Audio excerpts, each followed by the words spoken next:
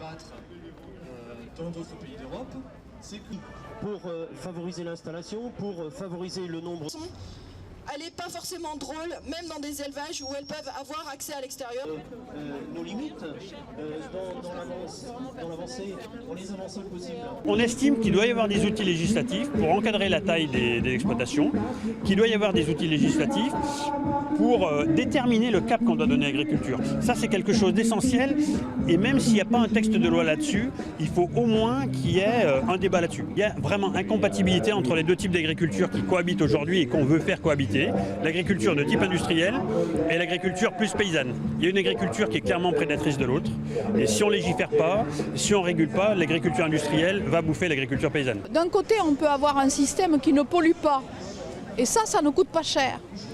Et par contre, quand on doit dépolluer, on voit bien ce qui se passe en Bretagne avec les algues vertes, là, c'est un coût extrêmement élevé.